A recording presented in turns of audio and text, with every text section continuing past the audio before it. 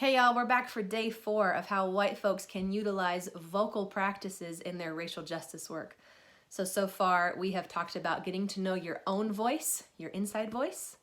We have talked about decentering your voice, also known as centering voices of color. We have talked about raising your voice and the different ways that that can happen.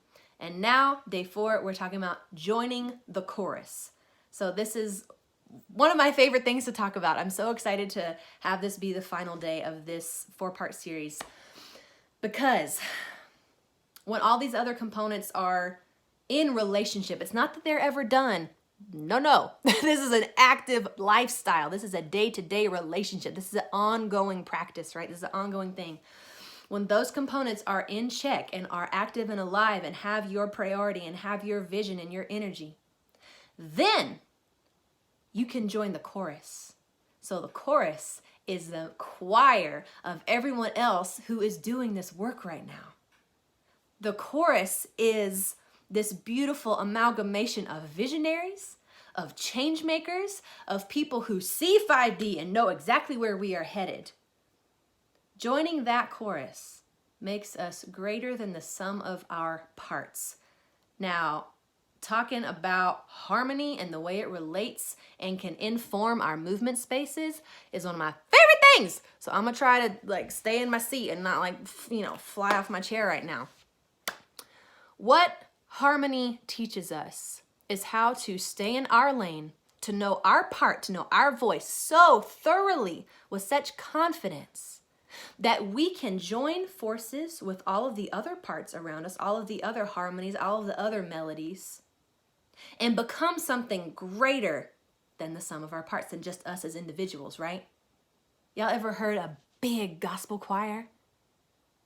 It's not just 4 parts. It's this. It's when they come together, some extra version of God is available and present. So joining forces with other people doing movement work, right? This is such a beautiful component of joining the metaphorical chorus. And what I'd strongly encourage for white folks to do is to join an actual chorus, join an actual choir. Get to know what it feels like in your body to be in harmony. Get to know what it feels like in your body to be in dissonance, so that you can identify that when things are feeling out of whack. Both are such gifts. And another thing, get to know what it feels like when you're in unison. So one of my absolute favorite vocal teachers, Melanie DeMoore, who I believe lives out here in Oakland, California, said something I will never forget recently to my choir, Thrive Choir. She said that, harmony is cool, harmony is easy. It's unison. Sounding really good in unison is what can be challenging. So really looking at the metaphor of that, like if we're all doing the same thing, how gorgeous it can sound to sound like one voice. How hard that can be, what the amount of attention to detail and tuning that takes. And having space for that, and having space for harmony, having space for the luscious intervals and the different layers, right? This is something that I really would love to see applied in more movement spaces, because it teaches us cooperation. Choirs teach you about cooperation. They teach you about attunement. They teach you about listening to one another deeply. They teach you about blending. If you're being way too loud in a choir, you might get called in. All right, you need to tone it down a little bit. If you are holding back and being a little mousy, you might get called in a little bit, right? We all need our gifts. We all need our medicines. And when we come together like that, that's what inspires others, right? Big choirs, music, the muse, that connection to God is what onboards people, because as I've said in some other videos recently, people are so hungry for divinity right now. They're hungry to feel better. Everyone is searching for the sacred. Everyone is searching for God in their own way and searching for some kind of faith, some kind of hope.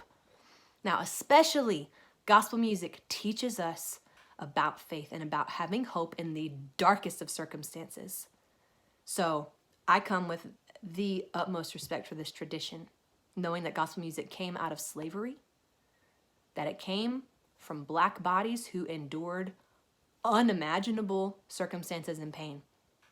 and that there was a deliberate choice for survival and for putting your attention on your North Star, putting your attention on something greater than you, having trust and surrender, right? That, whew, okay, God, I'm gonna keep going. I know that there's something better. So I really see an opportunity with reverence for the tradition, with humility, with a lot of curiosity, with a lot of grace.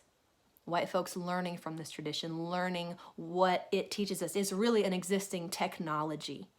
And I'm not saying appropriate. I'm not saying go and sing a bunch of slave songs as a white person. I'm saying feel into the energetics of what some of those songs are conveying. Feel into how we can apply that into our movement spaces that already exist.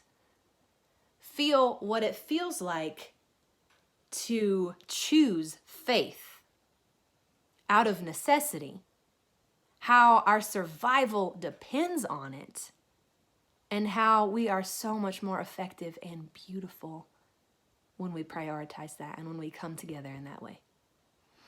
So I hope y'all have enjoyed this 4-part series. It just came, I don't want to say out of nowhere. God really delivered it, and I'm so grateful for the opportunity to share this. Is something that's been on my spirit for a long time, and today the words just came through. So I would love to know how this affects you. What are you feeling about it? What comes up? Please send your comments. Please let me know. I do this work with white folks in my private practice. I do this in different workshops that I facilitate.